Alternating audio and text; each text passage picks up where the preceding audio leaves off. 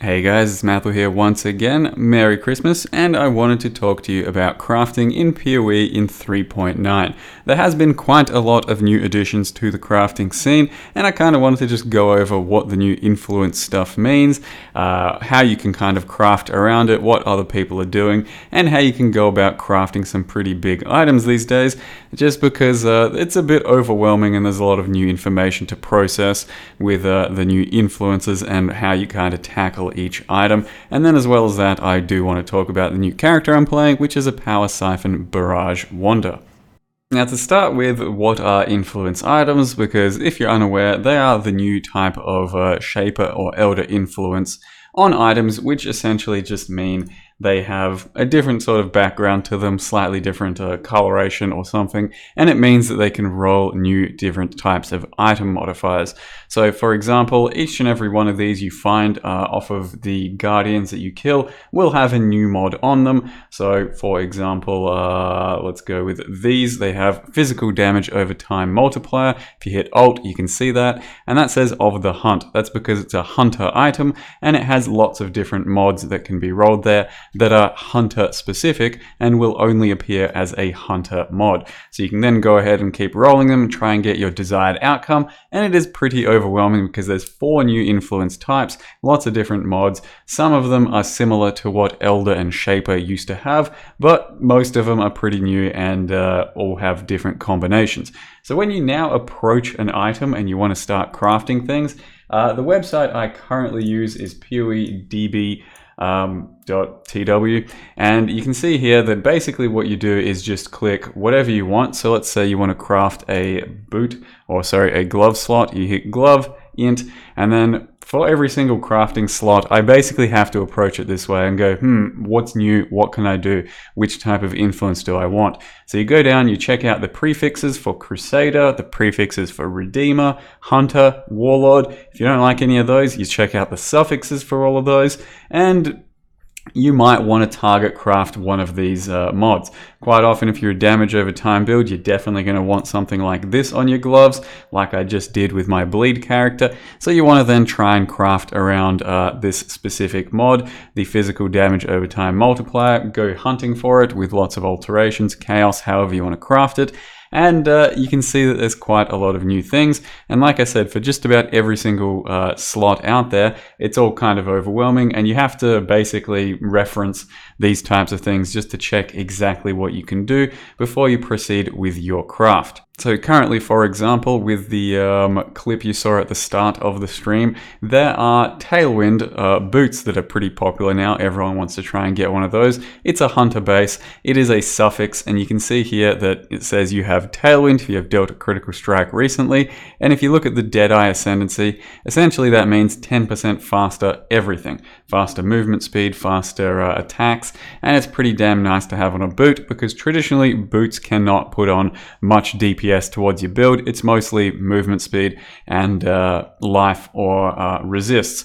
So what you're looking for is something like Tailwind, and then you build around it because it is a rare mod, and this is kind of the craft I'm going with. And then you can also see at the start of the stream or start of the video, I was crafting one of these, which is a 5 white socket regalia with 1 blue socket, and it's already 6 linked, and it is a item level 100 mod. So I was using Delve fossils, dense fossils to try and get this, and it rolled basically as good as it possibly could, but we can go even further with something like this. So what you're basically doing is, or what people are largely doing right now, is selling these bases in bulk. And what you do is you go for a 6 link, you check out Val Regalia. Likewise, there are astral plates, similar, and we apparently want item level 100 because that's the popular base out there right now. And I definitely fucked this up. I meant to hit 6 here. So you have 6 links, and there's a lot of them available. And you can see that it's the same base everywhere, just about across the board. So what someone did was use the Delve fossil for white sockets. They managed to get a lot of white sockets onto a Var Regalia, then 6 link it, 30 quality it, and then start reprinting it with the split beast.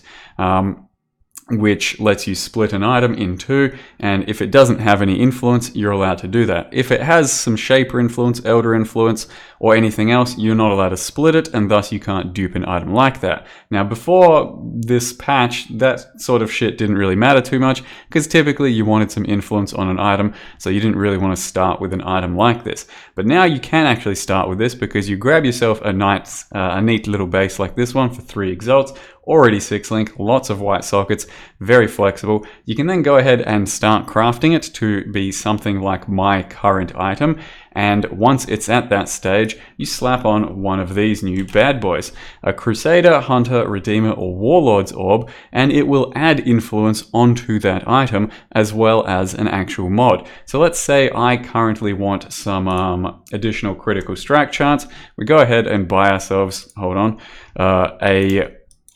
one of these orbs, there it is, for 3 exalts.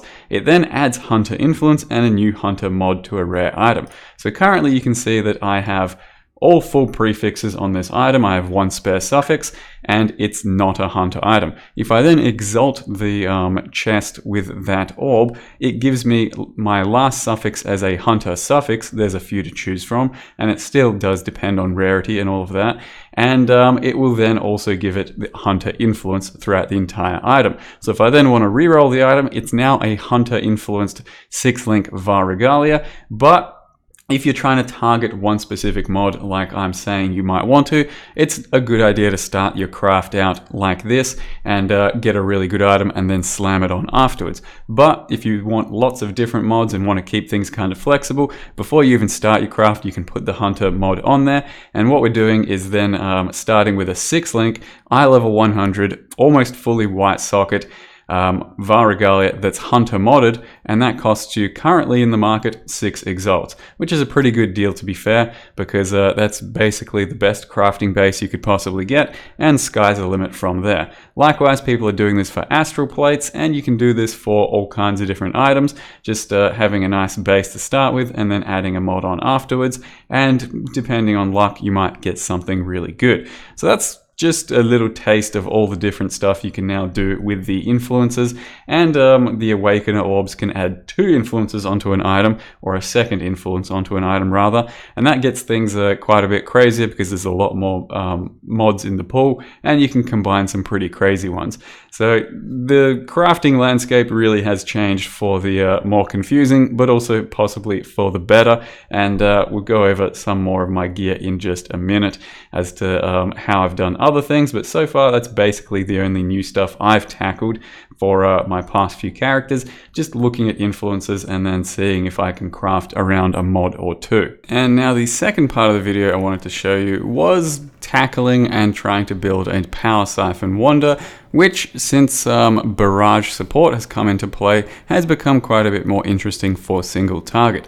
So Power Siphon by itself has been reworked many times, and in its current form there are 7 or 8 additional projectiles with every attack. So you can see here my current right click and my clear skill is Power Siphon. It has no additional projectiles attached to it, it just has all of those built in, and then power charges give you quite a lot of extra benefit for the skill itself. So you try and build your way around the clear skill if you want, and then also have the Vile Power Siphon.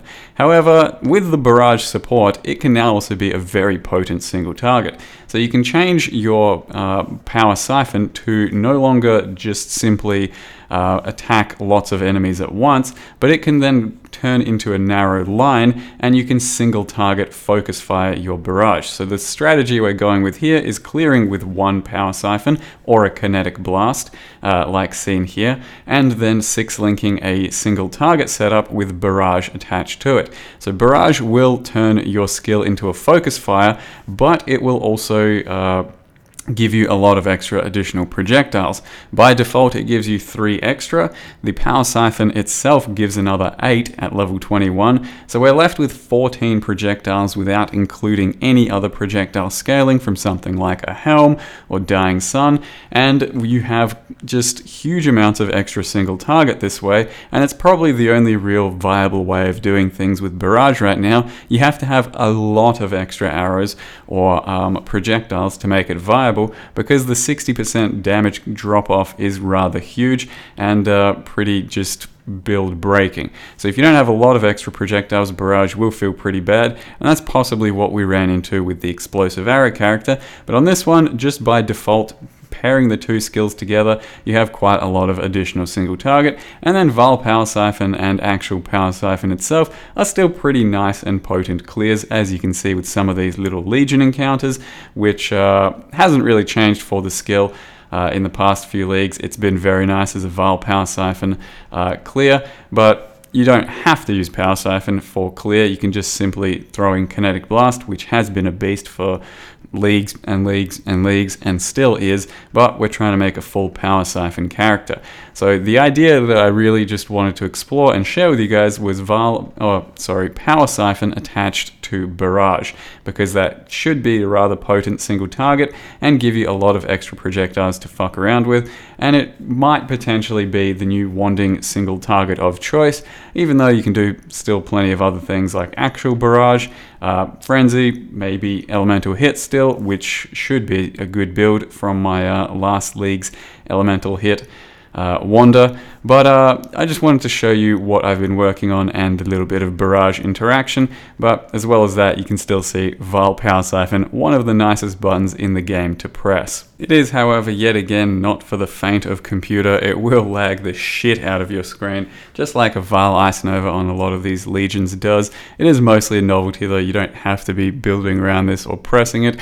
And something that's really cool with this setup though is it has a real nice 1-2 punch interaction with the new Metamorph League mechanic. So you use your Barrage Power Siphon setup to destroy a Metamorph instantly, and since it spawns a lot of adds every single 25%, you then press Val Power Siphon and have a huge cleanup mechanic. So it ends up being just a huge 1-2 combo of destroy Metamorph, press Val Power Siphon, destroy all mobs. And it's been very satisfying, at least on the lower tiers so far, because Wanders are pretty gear dependent, and it will take quite a lot of scaling to get into the end game. But for now, I've just been building my character, doing a lot of crafting, and trying out some of the lower to mid tier maps while having a bit of fun leveling the character. We'll see if it actually scales anywhere. I'm not too sure it will for proper end game, but it might just take a lot of currency. For now though, it's been a lot of fun, and I do want to show you real quick what the character's been built around. So the character currently I'm playing is called Organ Siphoner, Organs, Siphoner, Dick Joke, etc. And it's built around Power Siphon, as I mentioned, so it is a 6-link setup with Barrage attached in my current 6-link that gives off, instead of this usual look, it will then do this, focus fire, and have 14 projectiles, which does also add quite a bit of attack time, so it's nice to build around attack speed to get through those a lot quicker. But it's still kind of just a work in progress character, it's nothing too finalized. These links definitely aren't finalized. We're going to have to get rid of crit strikes, for example. But the idea is that we then have a 4-link for clear, which is a Power Siphon over here, a Val Power Siphon with chain attached, and these other links. Besides that, we're just stacking lots of flat elemental damage because that's where all of my damage is coming from. My wand at the moment is just a piece of shit leveling wand, which is fair enough, nice enough, but it is just a little leveling wand that I plan to upgrade for lots of little flat lightning damage. But we're trying to get lots of flat damage just everywhere across the board, lots of damage here, there, Wrath and Herald of Ice, a bit from the passive tree, Jewels, Mantra of Flames, since we have a lot of buffs, just Searching Eye Jewels, lots of little flat damage, and then ultimately another big support might come in the ways of Awakened added Lightning, Awakened added Cold. Those are very big items too, and then we're scaling also with Oxium. So there's not too much else going on here, just trying to build it as a CI character. I don't want to go into too much detail because it's not a full character yet, but this is currently what it looks like. It is a just energy shield base. It is an Inquisitor, and the idea there is to get Inevitable Judgment to ignore enemy resists, which is a very strong ascendancy and node to get in the current league, since there's a lot of enemy resists floating about with the current buff. But I don't necessarily recommend copying this one just yet. It's going to take a lot of gear to get up to a appropriate stage of clear, but and defense, since it is CI and we are crafting every single piece from scratch. Besides that though, you can definitely still play life-based wanders. You can definitely go with other ascendancies like Pathfinder, Elementalist, Raider, Deadeye. You do a whole lot of different things with wanders, and this is just one little example. So if you want to fiercely copy what I'm doing, go ahead, but know that it could be expensive, and also it might not go all the way into endgame just yet. I'm just simply toying with the idea of Power Siphon and Barrage, and that's all I'll pretty much say on the character for now. I will of course leave the path of building if you'd like to see it, and the character's gear in the usual destinations. But for now guys, hope you enjoyed the video. Thank you very much for watching, and see you next time.